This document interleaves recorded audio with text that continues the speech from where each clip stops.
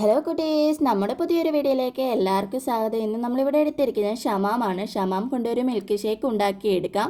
അതിന് വേണ്ടിയിട്ട് ഇത് രണ്ടായിട്ട് കട്ട് ചെയ്തിട്ടുണ്ട്. ഇതിൻ്റെ ഒരു പാതി മാത്രമേ നമ്മളിപ്പോൾ എടുക്കുന്നുള്ളൂ. ഇതിൻ്റെ തൊലിയും കുരുക്കളും നന്നായിട്ട് കളഞ്ഞതിന് ശേഷം നമുക്കിങ്ങനെ അരിഞ്ഞെടുക്കാം. നല്ല പഴുത്ത ഷമാം നോക്കി വേണം ഷേക്കൊക്കെ അടിക്കാൻ നേരം എടുക്കാൻ. എന്നാലേ നമ്മുടെ ഷേക്കിന് ടേസ്റ്റ് ഉണ്ടാവും.